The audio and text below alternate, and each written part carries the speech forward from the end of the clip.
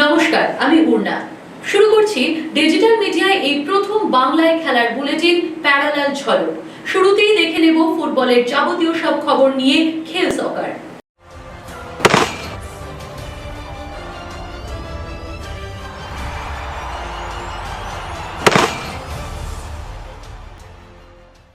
ইস্টবেঙ্গলের পরবর্তী কোচকে চলছে আলাপ আলোচনা, তবে আপাতত বিনো জর্জের উপরই আস্থা রাখা হচ্ছে। অন্তত জামশেদপুর ম্যাচে তিনিই কোচ থাকছেন। ওই ম্যাচে ভালো ফল হলে ধীরে সুস্থে এগোনো হবে। সব দিক খতিয়ে দেখেই সময় নিয়ে কোচ নির্বাচন করবে ইস্টবেঙ্গল। আর যদি জামশেদপুর ম্যাচেও খারাপ ফল হয় তাহলে হয়তো খুব তাড়াতাড়ি সিদ্ধান্ত নেওয়া হবে। এদিকে হাবাজকে ইস্টবেঙ্গল কোচ হিসেবে চাইলেও ইন্টারকাশি তাকে ছাড়তে নারাজ। তৎপরতা অবশ্য চলছে লাল হলুদে। হাবাজ হাতছাড়া হওয়ার পর ইভান ভুকামনোভিচের জন্য ঝাঁপিয়েছে ইস্টবেঙ্গল। ইভানও রাজি হয়েছেন, তবে সমস্যা অন্য জায়গায়। তার ভিসা সংক্রান্ত সমস্যা আছে, সেই জ্বর ছাড়াতে নাকি অনেকটাই সময় লেগে যাবে। ততদিন পর্যন্ত অপেক্ষা করতে চাইছে না ইস্টবেঙ্গল ম্যানেজমেন্ট। এই নিয়ে একটা টানাপোড়েন চলছে। ইভান ভুকামনোভিচের জন্য ইস্টবেঙ্গল অপেক্ষা করে নাকি বিকল্প ভাবনা আসে, সেটা আগামী 2-1 দিনের মধ্যেই স্পষ্ট হয়ে যাবে। জামশেদপুর ম্যাচে ইস্টবেঙ্গলে ঘোরতর অনিশ্চিত দিয়ামান্তাকোস ও সল ক্রেসপো। দিয়ামান্তাকোস এখনও ফিট নন। ক্রেসপো ডেঙ্গির পর এখনও পুরো সুস্থ হয়ে উঠতে পারেননি। মঙ্গলবার অনুশীলনে দুজনেই ছিলেন অনুপস্থিত। ইরানে খেলতে না যাওয়ায় বড় শাস্তির মুখে পড়তে পারে মোহনবাগান সুপার জায়ান্ট। ব্যাপারটা এএফসি শৃঙ্খলা রক্ষা কমিটি ও এথিক্স কমিটিতে পাঠিয়ে দেওয়া হয়েছে। মোহনবাগান নিয়ে সিদ্ধান্ত তারাই নেবে। অন্তত $10,000 জরিমানা দিতে হতে পারে। টুর্নামেন্ট থেকে নির্বাসিত হতে পারে মোহনবাগান। এমনকি ভবিষ্যতেও নির্বাসনের আওতায় পড়তে পারে তারা। তবে এসব শাস্তি হতে পারে জেনেও মোহনবাগান ফুটবলারদের নিরাপত্তার কথা ভেবে ইরানে না যাওয়ার সিদ্ধান্ত নিয়েছে। ইরান ফুটবল ফেডারেশনের প্রেসিডেন্ট মেহেদি তাজ, তিনি আবার এএফসির ভাইস প্রেসিডেন্ট।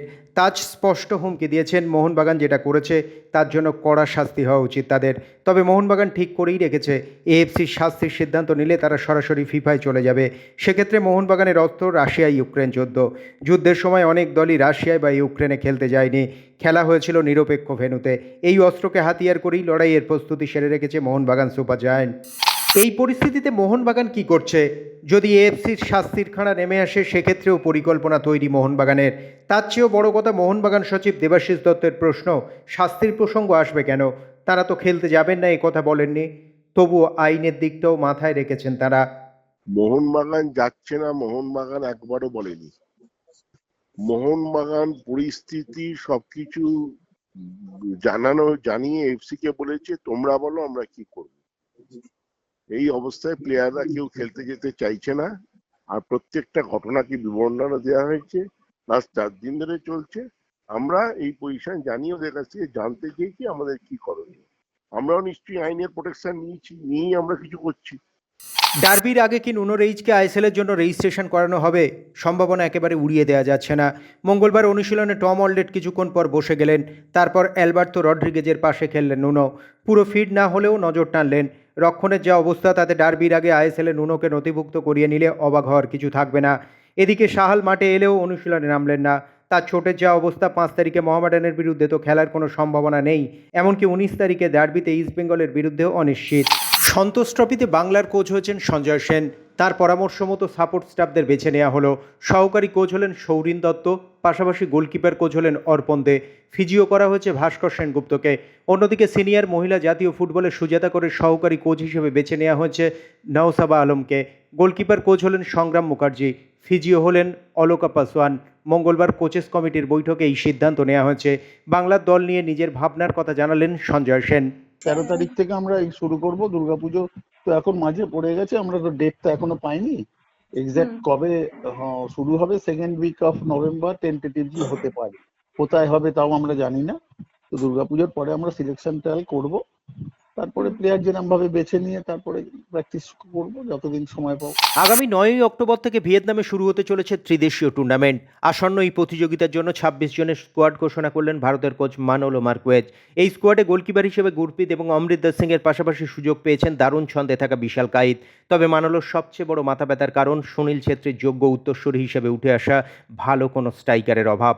সব মিলিয়ে ইন্টারকন্টিনেন্টাল কাপের ব্যর্থতা ভুলে ভারত আবার ঘুরে দাঁড়াতে পারে কিনা সেটাই দেখার। এএফসি চ্যাম্পিয়ন্স লিগে কাতারের ক্লাব আল রাইয়ানকে 2-1 গোলে হারিয়ে স্টেফানো পাউলির অভিষেক ম্যাচ স্মরণীয় করে রাখল আল নাসের।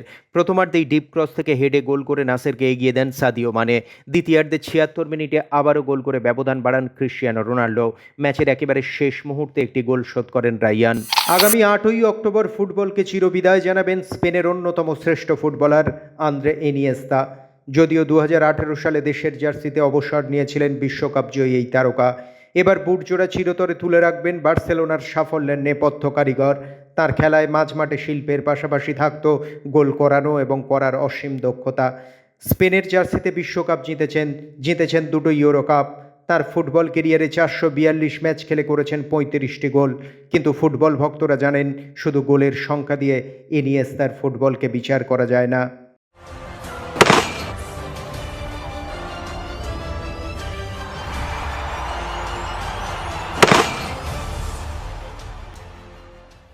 ঘরোয়া থেকে আন্তর্জাতিক ক্রিকেটের যাবতীয় সব খবর নিয়ে আমাদের বিশেষ সেগমেন্ট লে ছক্কা।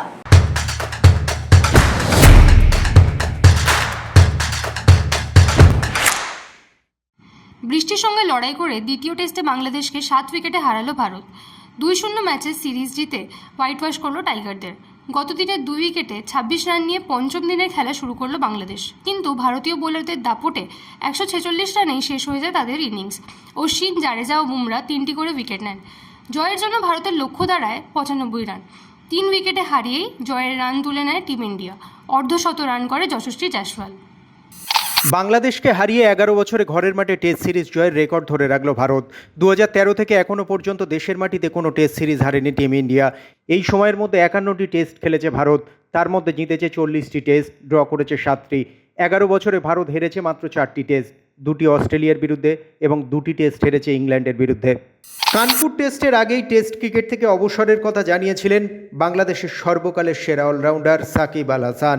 এদিন গ্রিন পার্ক স্টেডিয়ামে সিরিজ জিতে সাকিবের হাতে উপহারস্বরূপ নিজের ব্যাট তুলে দিলেন বিরাট কোহলি। এমনকি সাকিবের কাঁধে হাত রেখে বেশ কিছুক্ষণ কথাও বলতে দেখা গেল তাকে। 22 গজে দীর্ঘদিনের প্রতিপক্ষের প্রতি এহেন আন্তরিকতায় মুগ্ধ উভয় দেশের ক্রিকেট ভক্তরাও। টেস্ট ক্রিকেটে ওপেনিং নিয়ে সমস্যা অব্যাহত ভারতের। দেশে হোক বা বিদেশে লাল বলের ক্রিকেটে বড় রান পাচ্ছেন না ভারতীয় ওপেনাররা। রোহিতের সঙ্গী হিসেবে কখনো শুভমান গিল, আবার বর্তমানে যশস্বী জয়সওয়ালকে নামানো হচ্ছে, কিন্তু শুরুতেই বড় রানের ইনিংস তৈরি হচ্ছে না। এই পরিস্থিতিতে আসন্ন অস্ট্রেলিয়া সফরের আগে তৃতীয় ওপেনারের সন্ধানে ভারতীয় নির্বাচকরা। সেখানেই উঠে আসছে বাংলার অভিমন্যু ঈশ্বরন এবং মহারাষ্ট্রের ঋতুরাজ গায়কোয়াড়ের নাম।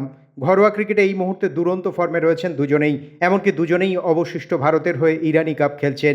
সেক্ষেত্রে ভারতের তৃতীয় ওপেনার নির্বাচনের বিষয়ে ইরানি কাপের পারফরমেন্সকেই হয়তো গুরুত্ব দেওয়া হতে পারে বলেই মত ক্রিকেট মহলের।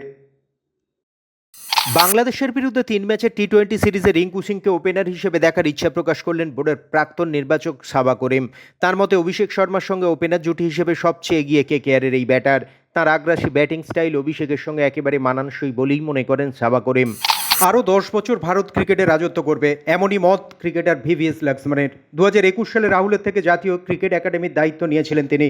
সম্প্রতি এক সাক্ষাৎকারে তিনি জানিয়েছেন, ভবিষ্যৎ ক্রিকেটে আরও দক্ষ খেলোয়াড় যে উঠে আসবে সে ব্যাপারে তিনি নিশ্চিত। কেননা আগামী 10 বছরের জন্য দক্ষ খেলোয়াড় তৈরি হয়ে গেছে।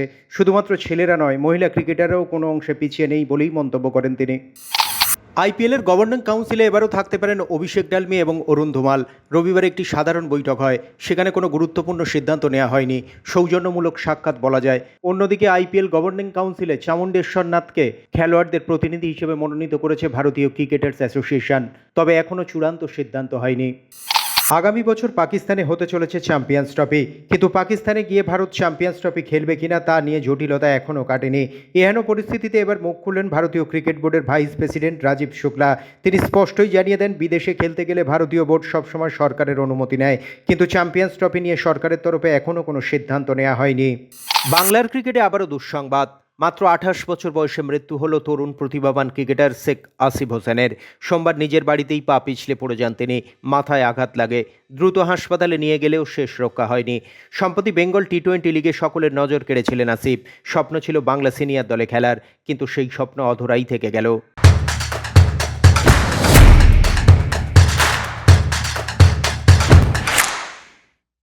টেনিস থেকে সাঁতার, হকি থেকে দাবা, ফুটবল ক্রিকেট ছাড়াও অন্যান্য সব খেলার খবর নিয়ে এবারে দেখে নেব উইং প্লে।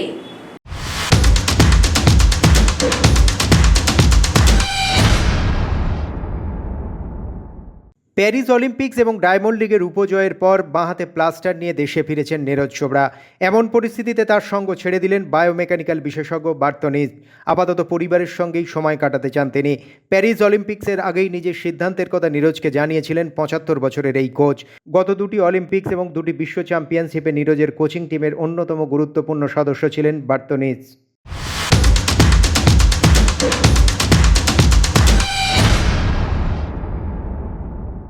এবারে নানা রকম মন্তব্যের কোলাজ নিয়ে আমাদের বিশেষ সেগমেন্ট থ্রো ইন।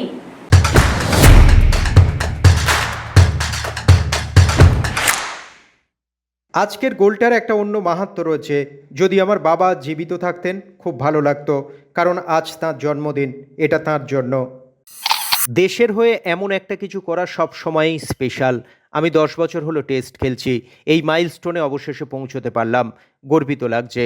এই মুহূর্তটা চিরকাল আমার সঙ্গে থেকে যাবে।